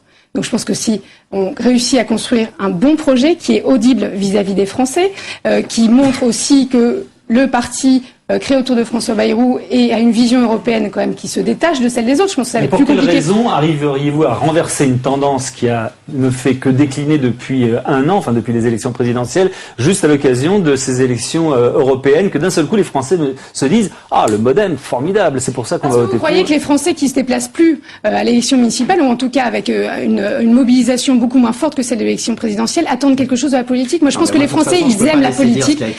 Moi je pense que les Français aiment la politique. Ils sont même passionnés. On l'a vu pour l'élection présidentielle. Et je pense que si moins pour le municipal. Exactement, une abstention beaucoup plus forte. C'est aussi parce qu'on n'arrive pas à se faire entendre, à les convaincre. Et donc c'est ça qu'il faut construire aujourd'hui. Moi, je serais satisfaite et peut-être que j'arrêterai la politique le jour où il y aura une forte mobilisation à chaque scrutin. Oui, non, mais je peux pas laisser passer ce qui vient d'être dit, parce que ça laisse penser qu'il y aurait des gens qui seraient passéistes et des gens qui seraient modernistes. Bon, d'abord, il y a le résultat des élections, et puis ensuite, où est le modernisme? Il y a une majorité de réformes qui essaie de se mettre en place avec Sarkozy. Oui. Il essaye de justement mettre un terme à 25 ans d'immobilisme dans lequel l'UDF, M. Bayrou, a parfaitement contribué. Bon, il a été ministre à cette époque-là. Donc, vous avez Sarkozy qui essaye d'introduire une très forte rupture dans cet immobilisme. Bien. À partir de ce moment-là, qu'est-ce qu'il y a en face? M. Bayrou a essentiellement un projet personnel. Il veut être président de la République. Et alors que le pays souffre, le pays va mal, il faut faire ces réformes. Il dit, on les fera peut-être si je suis élu en 2012. Si je ne suis pas élu en 2012, on les fera en 2017. C'est son problème. Il peut même, j'allais dire qu'il reste à Pau, il peut même pas rester à Pau, il a été battu. Donc il reste où il est. Le problème fondamental, c'est de faire des réformes dans le pays. Et pour faire ces réformes, il est évident que l'UMP, qui s'est déporté sur la droite pour manger le Front National, n'arrive pas à intéresser les gens qui sont au centre. Parce que quoi qu'il arrive, vous avez toujours 10% de gens qui veulent voter au centre. La question, c'est est-ce que ces 10% de gens vont être mis au service, voire plus. Ben, au minimum, ça peut monter à 20. Oui, ça peut monter à 20. Voilà. Oui. Est-ce que ces 10% de gens vont être mis au service d'une ambition personnelle qui jusqu'ici n'a été qu'une suite d'échecs? La France est le seul pays où un général politique qui perd 2 fois de suite en 2002 et en 2007 la totalité de son corps d'officier peut postuler et prétendre continuer de jouer un rôle. On serait aux États-Unis, on serait au Royaume-Uni, on serait en Allemagne, on les renvoyait dans le vestiaire. Donc la question fondamentale, c'est je ne m'énerve pas, je dis il faut arrêter de présenter une stratégie suicidaire en stratégie moderniste. Et d'ailleurs le peuple ne s'y est pas trompé, il a donné 3%. Si je peux me permettre, je donne la parole à Yves Pozzo-di-Borgo. Cette colère, mine de rien, c'est un petit peu ce qui ressort d'une grande partie du centre aujourd'hui, parce que ils estiment que c'est vrai qu'il y avait autre chose à faire que, à partir de ces 18% et même davantage, qui était effectivement remarquable, il y avait peut-être d'autres choses à faire derrière que ce constat aujourd'hui. Enfin, je sais pas si c'est vous ce que vous ressentez. Gâchis, c'est que je relâche. Il y a simplement, pour aller dans le sens, bon, c'est vrai qu'elle est beaucoup plus jeune que nous, elle dit il n'y a plus de droite ni de gauche. C'est vrai qu'il y a une trentaine d'années, le débat gauche-droite était beaucoup plus puissant. Mais je crois que la 62 n'a pas coupé, la réforme 62 n'a pas coupé la France entre gauche et droite, elle a couper la France entre ceux qui sont dans une majorité présidentielle et ceux qui n'en sont pas. Ce qu'explique d'ailleurs, et là je rejoins Christian Saint-Etienne, la majorité présidentielle actuellement propose des réformes, d'ailleurs dans laquelle il y a des gens de gauche. Et dans l'opposition, il y a des gens qui peuvent venir, qui étaient à l'époque issus de la droite, comme François Bayrou. Le clivage n'est plus gauche-droite, je crois que le clivage est majorité présidentielle ou opposition à la majorité présidentielle. Et c'est vrai que pour rejoindre ce que de la colère que je crie des Christian, on est tous comme ça. Quel gâchis! Mais quel gâchis! Mais vous vous rendez compte? Qui vous empêche de faire exactement ce que vous voulez? Vous êtes tous les deux élus. Pourquoi? Moi, je me suis pas engagée en politique. Vous êtes bien d'accord que le MoDem serait plus fort. Le MoDem, appelez-le comme vous voulez, mais vous seriez plus fort si vous étiez tous réunis. C'est déjà compliqué de se faire. Je voulais dire un mot sur ce point. Pourquoi se Parce que réunir? tout à l'heure, vous avez posé... Non, mais juste dire un point sur la question des valeurs. Parce que je vous redonne la parole. Je ne me suis pas engagée en politique pour le centre. Moi, je me suis engagée pour la France. Et donc, chacun... Et donc, exactement, mais donc, qu'est-ce qui vous empêche de mener à bien votre vision politique? C'est ce qu'on va faire. On va le mettre en œuvre maintenant. C'est très bien. Et moi, comment je conçois la nouvelle place du centre, c'est de dire comment est-ce qu'on dépasse les clivages. Et aujourd'hui, comme pour moi, les clivages d'hier ne sont plus pertinents. On s'en fout des clivages. La question, c'est est-ce qu'on réforme la France ou on la réforme pas? C'est ça la question d'aujourd'hui. On réforme la France, mais on réforme pas la France sur la loi de rétention de sûreté. On ne réforme pas la France sur les tests ADN. On ne réforme pas la France avec les chiffres de 25 000. Mais ça, c'est du bidon. Ça, c'est de la politique politicienne. On s'en fout de ces remarques. La question fondamentale, c'est est-ce qu'on fait la réforme des retraites? Est-ce qu'on fait la réforme de la fiscalité? Est-ce qu'on fait la réforme de la santé? C'est ça que les Français attendent.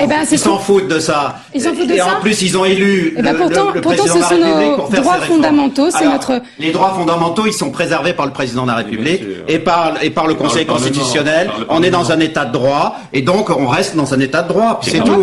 Il faut arrêter. C'est des petites manœuvres minables. Vous restez avec vos manœuvres minables, tout le monde s'en fout. Et vous aurez vos 3% de voix et ça restera comme ça. Et vous devenez inconsistant. C'est inconsistant dans le discours et inconsistant dans le résultat. S'il vous plaît, appelons ça des manœuvres ou des alliances, peu importe. Ce qu'on a observé pendant la municipale, c'est qu'un coup le MoDem était allié avec l'UMP, un coup avec la gauche. Moi, j'aimerais bien savoir ce que des jeunes comme vous pensent de ça. Est-ce que c'est la bonne stratégie dans l'absolu? Est-ce que vous acceptez d'être un coup avec la droite, un coup avec la gauche? Parce que c'est vrai que c'est assez original, mais je suis pas sûr que ça dure très longtemps. Qu'est-ce que vous en pensez de ça? Eh bien, moi, je suis heureuse que pour une fois, on regarde plus les personnes et les projets plutôt que leur étiquette politique. Oui, on regarde aussi les possibilités de place aux mairies. Il y a des gens super à gauche qui sont proches de nos idées et tout ça. Gagner à gauche et il était à droite quand on pouvait gagner à droite, mais bien sûr. Ne nous condamnez pas. Enfin, c'est un peu le tarif de la double peine. Ça veut dire qu'en plus, au niveau national, il va bien falloir. Et en plus, on n'a pas d'élus, donc au moins laissez-nous. Au niveau national, il va bien falloir trancher à un moment donné. Vous n'allez pas pouvoir éternellement dire un coup je suis avec l'UMP, un coup je suis. Mais on n'est pas un coup avec l'UMP. Excusez-moi, c'est ce qu'on a vu pendant. On ment aux Français depuis je ne sais pas combien d'années à cause des étiquettes. Qu'est-ce qui lie aujourd'hui Mélenchon et Dominique Strauss-Kahn? Absolument rien. Ils n'ont pas de vision commune. Qu'est-ce qui lie Jacques Millard à Maison Lafitte et Laurent Wauquiez? Non mais je suis désolée, ils ne partagent rien. En tout cas, c'est un point entre Mélenchon et Strauss-Kahn. Il y a des points communs. Je connais bien mon collègue Mélenchon. Il y a des points communs entre Strauss-Kahn et Mélenchon. Oui. Et puis, mais si on en revient justement à une stratégie politique, même s'il y a des choses qui les séparent, on a quand même l'impression qu'ils sont dans le même parti. Et en 97, ils ont bien gouverné ensemble pendant 5 ans. Parce que c'est facile. Parce qu'ils sont élus sous des bannières. Et effectivement, après chaque élection, on dit, bah voilà, le PS a fait 49% et l'UMP 47%. Ça arrange tout le monde. Tout le monde est content. Tout le monde a bouffé. Le parti majoritaire au niveau national. C'est le modèle qui fait des calculs politiciens. Non, on ne fait pas de calculs politiciens. La question, c'est on réforme la France ou on la réforme pas. On est pour réformer la France. Depuis 20 ans. Je pense que François Bayrou a nettement préparé le terrain à Nicolas Sarkozy pour les réformes en disant la vérité aux Français sur la dette publique. C'est nous qui la disons. Et c'est le centre que nous allons construire. Parce que si je veux construire un centre et si je ne vais pas à l'UMP, c'est parce que je suis pas forcément d'accord avec tout ce que fait l'UMP. Donc je pense qu'il y a besoin d'un centre fort, capable d'assumer des réformes, qui soit porteur notamment de valeurs d'équité. Et alors c'est pour ça que vous avez bien noté qu'au départ, j'ai fait la différence entre le MoDem et Bayrou. Parce que je pense que le MoDem est un parti qui s'allie à gauche et à droite. C'est un parti qui n'a pas de sens. En revanche, je pense que Bayrou est un type qui a des valeurs. Moi, donc c'est un appel que vous lancez à François Bayrou. Revenez avec nous, revenez notre patron. Que François Bayrou, dans certaines des intuitions fondamentales qu'il a eues et que je partage, je rappelle que j'étais un des 3 conseillers économiques qui ont fait son programme économique, qui a été à l'origine de son décollage en février-mars 2007. Donc sur certaines valeurs qui étaient, on divise par 2 le déficit budgétaire, on crée des emplois francs. on veut de la proportionnelle, nous continuons de porter ces valeurs. Et nous allons continuer de les porter. Et l'UMP, d'ailleurs, a compris qu'elle a besoin d'un pôle centriste fort, et nous allons construire ce pôle centriste fort avec des valeurs qui pour l'essentiel, sont communes avec Bayrou personnellement. Le MoDem, je ne sais pas ce que c'est. Alors le MoDem, juste dernière question, parce qu'il nous reste 30 secondes. Sur ce plateau, il y a 2 jours, je recevais entre autres Didier Bariani, candidat MoDem dans le 20e, je crois, et qui a avoué effectivement se poser beaucoup de questions sur la stratégie de François Bayrou. Et on a compris qu'il n'était pas le seul. Dans ce cas-là, je parle à l'intérieur du MoDem, je ne parle pas du Nouveau Centre et des autres centristes. Est-ce que ça vous effleure un petit peu, ça vous pose un problème qu'autour de vous, eh bien, beaucoup de gens dans le MoDem se disent peut-être que c'est pas la bonne stratégie. Est-ce que c'est votre cas? Une chose est sûre. Est-ce que vous avez un petit peu de doute ou pas? Non, moi j'ai absolument aucun doute.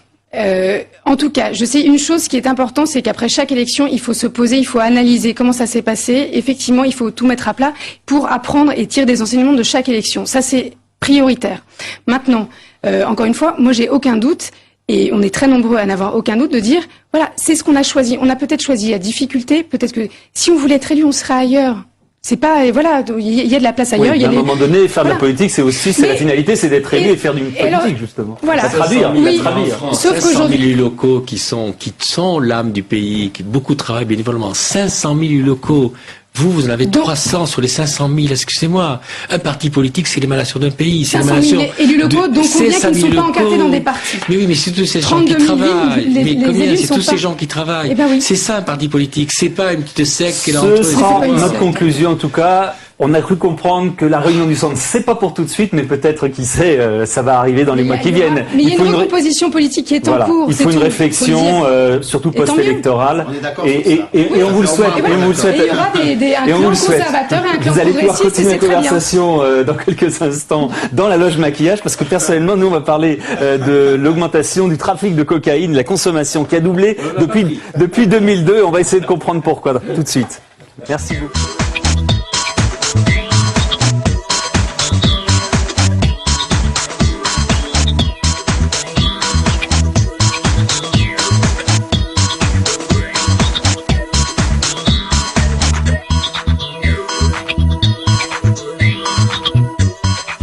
Voilà, je reçois Patrick Guillard, qui est délégué syndical UNSA Police, qui travaille à l'Office central des stupéfiants. Le constat, c'est que la consommation de cocaïne a doublé en France depuis 2002.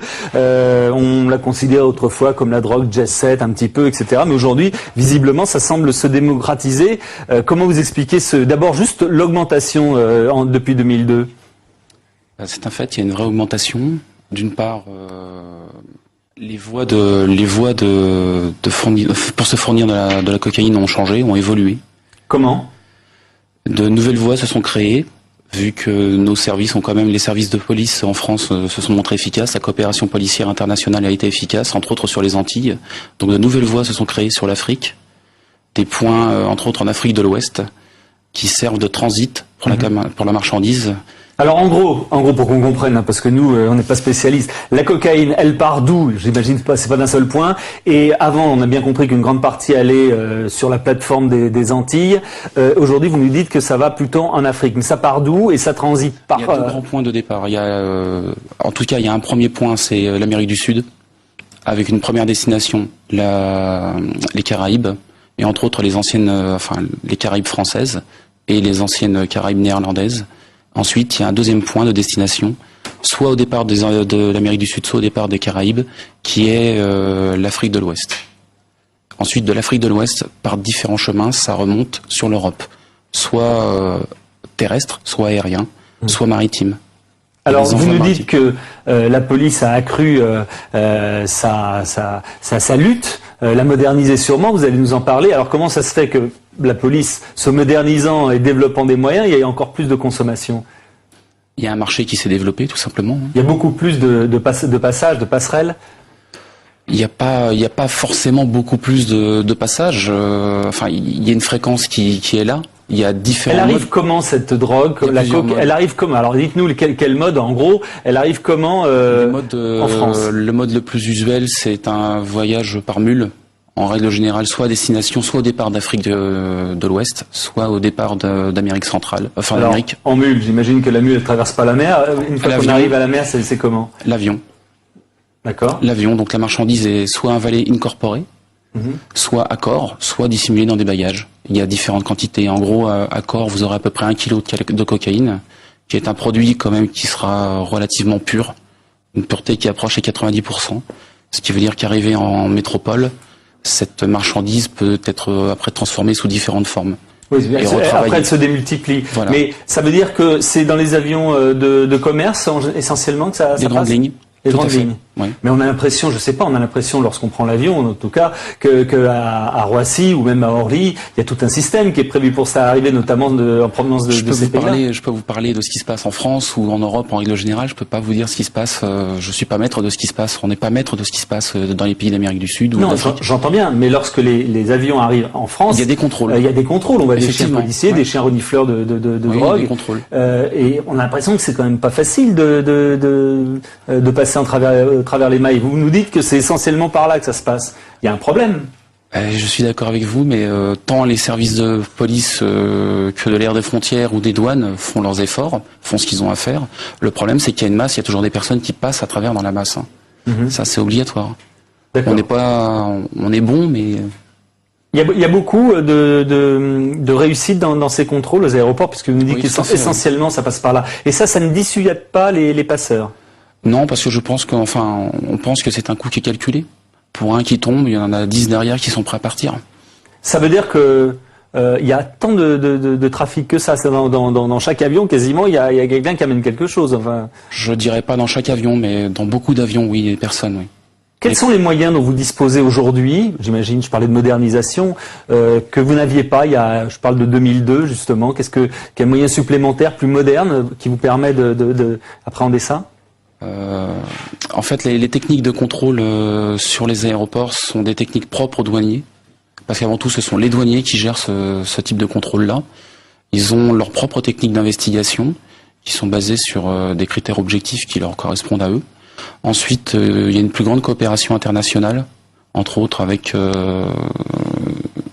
l'Europe, enfin la France et les pays européens qui font dans la répression du trafic de stupéfiants, ont déployé un grand nombre d'officiers de liaison qui travaillent en relation avec des effectifs de police sur place. C'est quoi un officier de liaison? C'est un policier français. Qui est dans les avions, Non, qui est en poste dans un pays étranger, qui est en relation avec les effectifs policiers étrangers spécialisés dans la lutte contre les stupéfiants, et qui nous relate certaines informations qui nous permettent de procéder à certaines interpellations. Néanmoins, vous nous dites, on était aux Antilles, on a quadrillé les Antilles, on a réussi quasiment à verrouiller le problème, mais il s'est déporté en Afrique. Oui. Et j'imagine que vous faites tout pour que, justement, ça y ait ce problème-là là-bas en Afrique, mais après, ce sera encore ailleurs. Est-ce que vous avez l'impression que cette lutte contre la cocaïne, c'est une lutte perdue d'avance?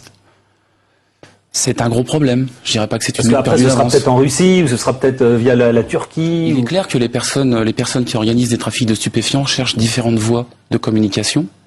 Ils sont dans un système capitaliste, malgré tout. C'est le libre-échange, c'est le libéralisme, ils en profitent. L'Europe a ouvert ses frontières, et on en paye aussi en partie les conséquences de ce fait-là. C'était nécessaire, mais on a affaire à des gens qui sont extrêmement réactifs, et qui trouvent toujours de nouvelles voies. Est-ce que le prix de la coke a baissé, puisqu'il y en a de plus en plus? Est-ce que on dit que ça s'est démocratisé, mais est-ce que les prix ont chuté? Parce que c'était quand même réservé aux riches avant. Les prix ont chuté. Ils sont aux alentours à peu près enfin là aussi c'est une question de qualité de produit, quoi. Bien sûr. Mais on peut trouver aujourd'hui le gramme de cocaïne, 1 gramme de cocaïne à 50 €. 50 € alors qu'il était en 2002 à combien à peu près? Plus de 100 €. Plus de 100 €. Oui.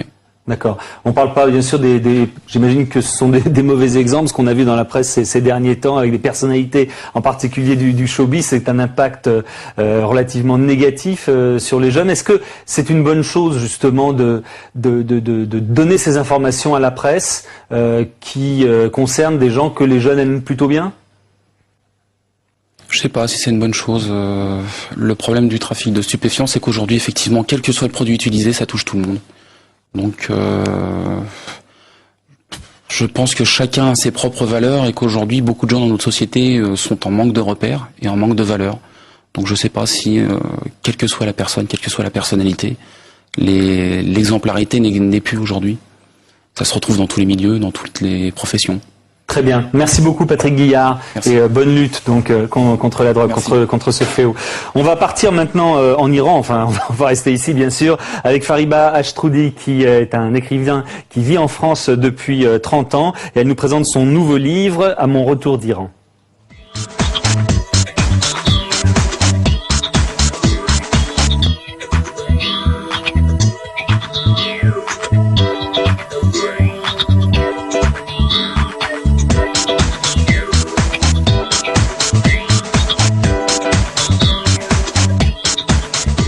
Fariba Ashtroudi, À mon retour d'Iran, aux éditions du Seuil.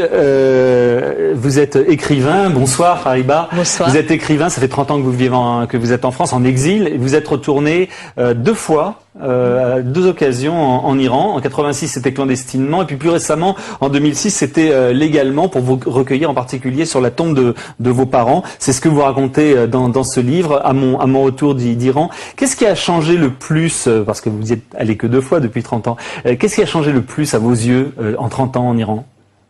Tout. Qu'est-ce qui a changé? Bah écoutez... Le plus. Qu'est-ce qui vous a le plus frappé dans les changements? C'est ce que je raconte dans le livre. Vous savez, ce qui m'a fasciné cette fois-ci surtout, c'est la combativité de la population, notamment des femmes, la prise de conscience de la population par rapport à prise de conscience politique. La rage salutaire des jeunes, mais à côté de ça, ce sont les points positifs. À côté de ça, une grande paupérisation, une grande des fléaux sociaux terribles, notamment la prostitution, le suicide des femmes. On parlait de drogue il y a quelques instants. C'est vrai que ça, c'est une nouvelle donnée dans l'homosexualité débridée, mais pas choisie. J'allais dire quasi imposée pour des problèmes économiques comme la prostitution. Et vous savez, ce sont des choses que je savais. Moi, depuis... D'abord, ça fait plus de 30 ans que je suis là. Je suis venue ici quand j'avais 12 ans. On m'a envoyé en pensionnat. Ce que je raconte un peu mes aventures, c'est dans un roman que je le raconte. Mais je retournais effectivement tous les ans et je comptais retourner après mes études d'archéologie. J'étais pas du tout vouée ni à devenir journaliste ni écrivaine.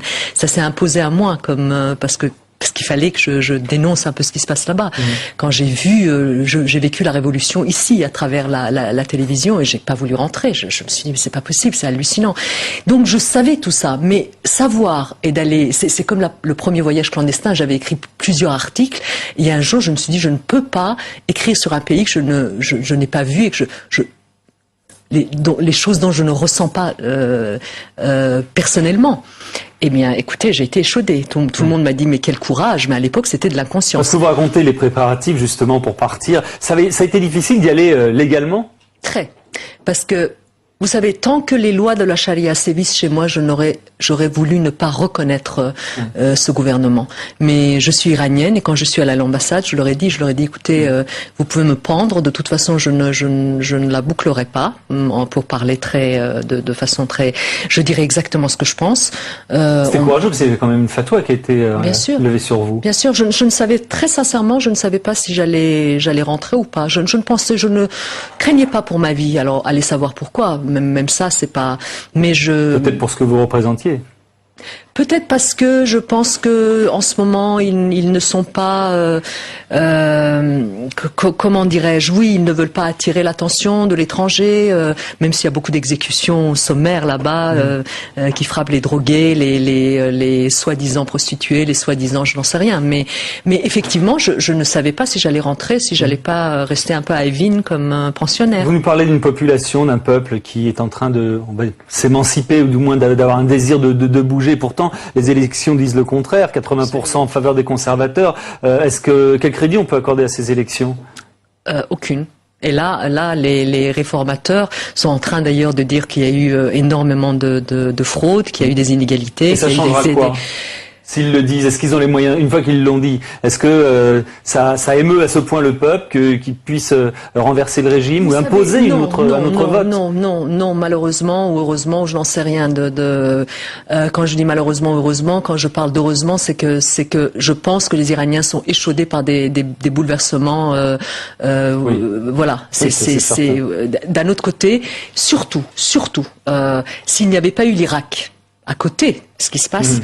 Aucun Iranien n'a envie d'un changement pour arriver à, pour vivre ce que les Irakiens vivent, vous savez. Et effectivement, la République islamique sait très bien comment faire sa propagande. Du matin au soir, vous voyez des scènes de carnage, que ça soit au Liban, que ça soit, et donc que ça soit en Afghanistan, que ça soit en Irak. Donc, mais ce que fait la population, en revanche, non. Ils ne se tairont pas. Quand je dis la population, évidemment, c'est pas l'ensemble de la population iranienne. Eux, ils ont tellement de problèmes. Je l'explique dans le livre. Vous parlez de paupérisation. Mais oui, et puis pour tout est compliqué à Téhéran. Tout. Moi, j'avais 3 rendez-vous et je ne pouvais aller voir qu'une personne parce que rien que de traverser la ville, c'est tout un problème. Rien que de traverser la rue ou l'avenue, vous vous dites, je vais me faire écraser par un chauffage, par un chauffard. Vous n'avez pas idée de la gabegie généralisée de ce pays. Vous décrivez Ahmadinejad comme, je cite, un raciste, un va-t-en-guerre, un intègre, donc un intégriste, mais au moins, vous dites, on sait qui il est. Absolument. Moi, j'ai été très choquée par Khatami et par ce qu'on en a fait à l'étranger. On a parlé de lui comme un humaniste, on a parlé de lui comme un grand esprit, je ne sais quoi. Des grands esprits, j'en ai connu, ne fût-ce que mon père. Et il n'était pas le seul. Il y avait de grands esprits en Iran, vraiment. Il y en a toujours. Khatami n'en fait pas partie. En revanche, quand je suis allée là-bas, effectivement, le nombre de personnes qui l'ont défendu en disant « Toi, tu te poses de l'extérieur, tu ne sais pas ce qu'on a vécu ici et ce que Khatami a fait », je les ai écoutés, je les ai entendus, je l'écris honnêtement, mais moi, je reste toujours aussi critique. Moi, je pense que quelqu'un qui prétend des choses, on vit la même chose en ce moment en France, et qui n'est pas à la hauteur de ses prétentions, et il est plus dangereux. Khatami a quand même fait venir 4000 étudiants dans les rues. Il y a eu des milliers d'arrestations, des disparus et des étudiants qui croupissent encore en tôle. Et ça, Ahmadinejad il annonce... Quelle popularité a-t-il vraiment? Parce que c'est vrai qu'on se pose beaucoup de questions. En même temps, c'est l'étendard de l'Iran. C'est celui qui monte à la tribune des Nations Unies pour fustiger les États-Unis. Il défend et il prône l'ultra-patriotisme. Est-ce que le peuple iranien aspire à ça? Vous parlez d'Ahmadinejad, là. Écoutez, moi, vous savez, c'est très difficile. Moi, d'abord, je ne suis pas le porte-parole du peuple iranien. Je ne me permettrai pas. Non, essaie de comprendre le rapport qu'a Ahmadinejad avec son peuple. Mais vous savez, si vous voulez, par rapport à ce que j'ai vu, il y a effectivement parmi la population très pauvre, notamment les chauffeurs taxi dans les provinces où j'étais, ce n'est pas qu'ils aiment Ahmadinejad, c'est qu'ils sanctionnent les autres. C'est les mêmes problèmes de votre sanction. C'est le moins mal de tous. Non, c'est qu'il n'est pas voleur. Vous savez, les autres ont tellement volé au grand jour. Ils étalent tellement leur richesse. Intègre, c'est ce que vous dites. Absolument. Ahmadinejad marche pieds nus. Il est très fier de marcher pieds nus ou avec des chaussettes trouées. D'après ce qu'on m'a dit, moi je les ai pas vues. Oui. Et effectivement, ça attire là. Il arrête pas de dire qu'il a une petite maison, je ne sais où. Et effectivement, ça fait ça. Vous savez, le petit peuple entend ça parce que. Vraiment, les problèmes économiques sont énormes. Quand il monte à la tribune de l'ONU, lorsqu'il dit, il tient tête aux États-Unis, est-ce que ça fait chaud au cœur des Iraniens? Est-ce qu'ils se reconnaissent en ça? Est-ce qu'ils existent à travers ce message que Ahmadinejad délivre au monde? Non, écoutez, ces propos de haine ne sont pas, surtout, vous savez, en Iran, justement, comme je l'explique dans mon livre, il peut y avoir un sentiment gouvernement israélien, mais il n'y a pas de sentiment anti-juif. Il y a des juifs iraniens à Ispahan, je les ai interviewés, je les ai vus, ils vivent en bonne entente ces derniers temps, tout au moins, avec la population iranienne. Il y en a qui ont eu beaucoup de problèmes, effectivement, je ne le dis pas, mais il n'y a pas de sentiment anti-juif en Iran, il y a des sentiments anti-israéliens. Ça, c'est sûr. Il y a des sentiments anti-américains depuis l'invasion de l'Irak, c'est indéniable. Et ça fait écho. Ouais. Mais ce n'est pas, encore une fois, Ahmadinejad n'est pas pour autant populaire en Iran parce que les jeunes ne peuvent pas le voir. L'inflation iranienne... les femmes iraniennes, pareil. L'inflation iranienne est galopante, énorme. Évidemment, ça crée des problèmes dont vous avez parlé dans le pays. Comment s'en sortent les Iraniens actuellement et comment vous voyez l'avenir de l'Iran, le proche avenir ? Écoutez, moi je suis assez inquiète effectivement parce que vu ces élections et vu la tournure que prennent les événements en Iran et surtout la répression galopante également. Depuis un an, il y a un an, j'ai eu des gens au téléphone, ils m'ont dit depuis un an la situation s'est énormément aggravée, énormément. Donc je pense en revanche qu'il y a en ce moment des pourparlers très discrète avec les États-Unis. Aujourd'hui, je ne sais pas si vous avez entendu le message de George Bush en disant qu'il était d'accord de parler avec les Iraniens. Moi, je pense que ce revirement où Khomeini a tenu à garder Ahmadinejad et il l'a défendu publiquement, ce qui est rare. Khomeini a essayé toujours d'être au-dessus de la mêlée. C'est pour faire comprendre aux États-Unis que si vous voulez avoir des interlocuteurs, c'est nous. Et il n'y a pas de modérés qui tiennent en Iran. Voilà. Merci beaucoup Fariba Achtroubi. Je remonte au seuil votre livre à mon retour d'Iran. Tout ce que vous nous avez dit en quelques minutes est magnifiquement écrit à l'intérieur de ce livre. Merci beaucoup d'être venu. On remercie Philippe de Sonny qui est notre réalisateur ce soir. Pierre-Henri, comme toujours, qui est là. Pierre-Henri Gergonne, Oriane Mancini et Jean-Baptiste Daoulas qui ont préparé cette émission. On se retrouve bien sûr lundi prochain. Je vous souhaite à l'avance un excellent week-end. Merci, au revoir. Merci.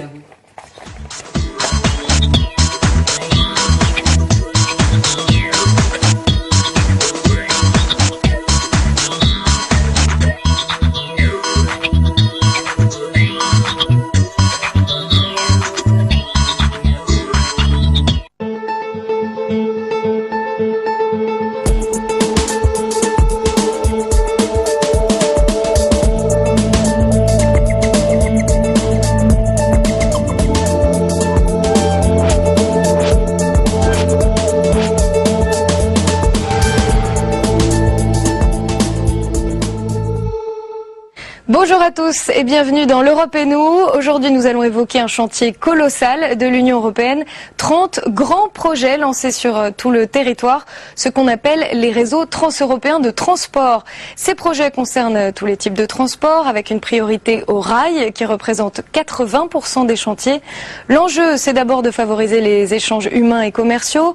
On pense tout de suite à l'Eurostar ou au Thalys. Pour l'Union européenne, il s'agit aussi d'éviter la saturation du réseau routier car depuis les années 70, la route a largement pris le pas sur le rail. En 2005, le transport routier représentait 44% du trafic de marchandises contre seulement 10% pour le transport ferroviaire.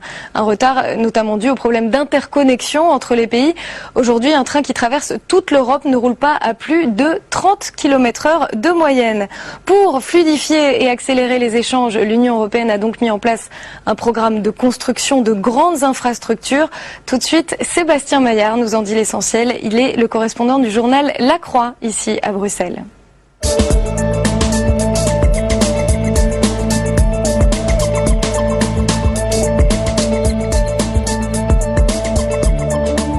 Les réseaux de transport ont longtemps été exclusivement nationaux, avec des normes, notamment dans les chemins de fer, on le voit, de gabarit, de signalisation ou même d'écart de rail propres à chaque pays. On comprend bien là alors toute la difficulté qu'il y a à lever ces barrières techniques, à rendre les réseaux interconnectés, interopérables. Pour y arriver, on a identifié 30 projets prioritaires. Au total, on estime à 300 milliards d'euros d'investissement nécessaires à ces infrastructures sur la période 2007-2013. Ce n'est bien sûr pas l'Europe qui finance elle-même tout cela directement. Elle cofinance en fait 10, 20, jusqu'à 30% de la construction. Et plutôt que saupoudrer ces crédits sur les 27 États membres, elle s'est surtout focalisée sur des axes transfrontaliers et stratégiques du type Lyon-Turin.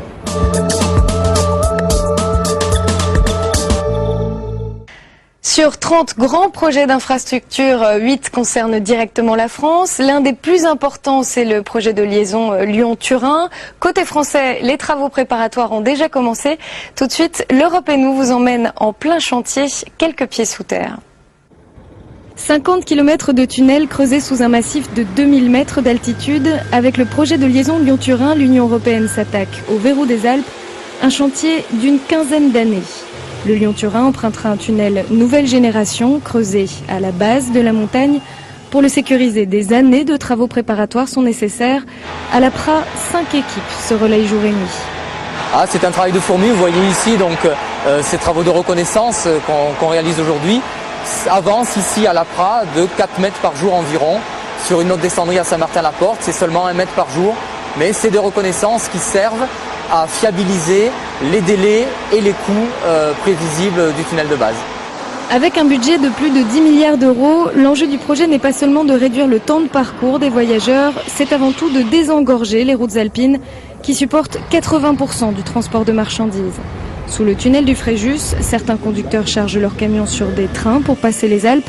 Ils expérimentent l'autoroute ferroviaire, un des futurs avantages du Lyon-Turin. C'est un projet très important. Ce qui est fondamental, c'est que la nouvelle liaison TGV va relier l'Est de l'Europe à l'Europe occidentale. Dans la vallée de la Maurienne, le projet est plutôt bien accueilli par les Français. Côté italien, face à l'opposition des habitants, un premier tracé a dû être abandonné en 2007. Certains écologistes parlent de déblais radioactifs, mais c'est en fait la politique européenne des transports qui est en cause. Au lieu d'un transfert de la route vers le rail, les opposants craignent une augmentation de l'ensemble du trafic. Dans la vallée, il y a déjà trop des infrastructures. Il y a déjà une ligne ferroviaire à 2 rails électrifiée. Il y a 2 routes nationales. Nous voulons aussi vivre dans la vallée. Pour dénouer la crise, en 2007, un observatoire a été créé côté italien. D'ici cet été, il doit proposer un nouveau tracé. Si l'Italie n'embraye pas, le chantier français risque lui aussi de se gripper. Pour que ça marche pour 2022-2023, il faut que les Italiens se mettent en condition d'ici 2 ou 3 ans de pouvoir faire leur propre déclaration d'utilité publique. Parce que côté français, un décret a été pris le 20 décembre, il est sorti. Côté italien, il y a le terrain lui-même où il y a encore quelques discussions, quelques négociations à conduire. Ce que craignent les Italiens, c'est aussi que le coût du projet ne retombe trop lourdement sur leurs épaules. Jusqu'à présent, l'Europe a financé 38% des travaux, mais d'ici 2022, rien n'est encore fixé, ni le budget total, ni la part prise en charge par l'Union européenne. Jacques Barrot, bonjour. Bonjour. Vous êtes vice-président de la Commission européenne en charge des transports. Oui. Comment est-ce que la Commission a désigné ses priorités ? Nous avons 30 projets qui ont été désignés par le Conseil européen, et puis là, nous avons eu effectivement des demandes de financement pour la période 2007-2013, et nous avons en effet privilégié ce qui est transfrontalier. Dans tous ces cas-là, qu'est-ce que nous voulons faire ? Nous voulons permettre au marché intérieur de fonctionner sans qu'il y ait des camions partout, des autoroutes congestionnées. Mais alors construire de nouvelles lignes ferroviaires, est-ce que ça va suffire à attirer les marchandises justement à faire un transfert Sur la longue distance, évidemment. Aujourd'hui, il est difficile pour le ferroviaire de prendre des parts de marché parce que le train s'arrête aux frontières, parce qu'il doit changer très souvent de mode de signalisation, de contrôle de la vitesse. Demain, avec ces grands corridors qui permettront au train de ne jamais s'arrêter, on pourra assurer une desserte longue distance infiniment plus efficace. Alors ces grands chantiers s'étalent sur 10, 20, parfois 30 ans. Bien sûr. Est-ce que vous êtes satisfait du rythme auquel avance l'ensemble de ces chantiers ? Nous regrettons bien sûr que le Conseil européen n'ait pas choisi pour ces réseaux transeuropéens un budget plus significatif. Il aurait fallu au moins 20 milliards, là où nous en avons 6. Cette question du financement préoccupe beaucoup les acteurs de terrain. Tout de suite, je vous propose d'écouter la question de François Lépine, président de LTF, Lyon-Turin Ferroviaire. Pour le promoteur qui succédera à LTF, une seule question importante se pose.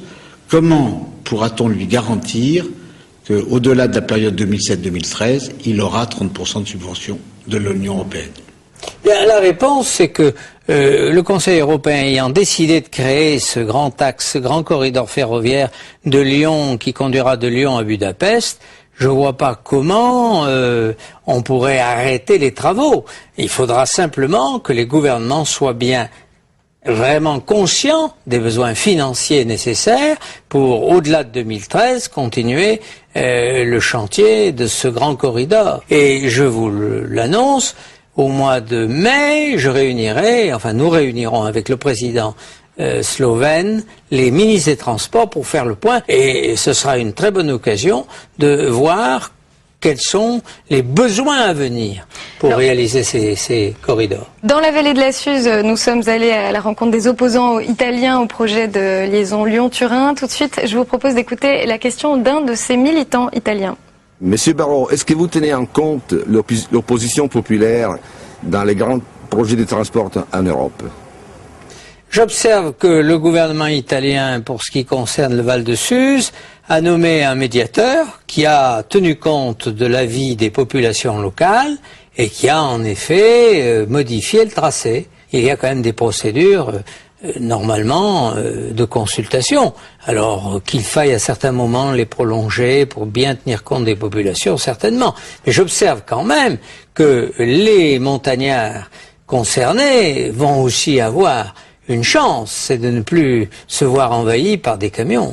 Alors pour les réseaux transeuropéens de transport, quel est votre objectif pour les 30 ans à venir? Il faut maintenant que ces grands corridors se mettent en place. Pourquoi? Parce que on s'apercevra que par exemple pour faire Paris-Munich, on n'a pas besoin systématiquement de prendre l'avion, on peut voyager en train, ce qui est beaucoup plus économe en énergie et ce qui surtout permettra, à mon avis, de lutter efficacement contre le réchauffement climatique. Je vous rappelle quand même qu'au début du siècle dernier, du XXe siècle, il y a eu quand même en Europe un immense effort pour construire des lignes de chemin de fer. Je pense qu'il faut penser à nos enfants et à nos petits-enfants et il faut investir dans les infrastructures si on veut vraiment que l'Europe tienne sa place dans le monde et donne à ses citoyens à venir des conditions de vie agréables. Jacques Barrot, je vous remercie. C'est la fin de cette émission. Si vous voulez en savoir plus sur les réseaux transeuropéens de transport, vous pouvez aller sur le site de la Commission européenne en charge des transports. Vous pouvez retrouver cette émission sur internet, publicsénat.fr. À très bientôt pour un nouveau numéro de l'Europe et nous.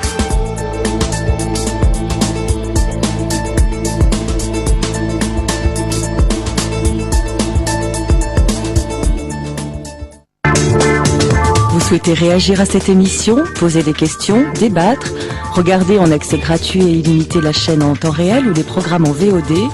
Rendez-vous sur www.publicsénat.fr.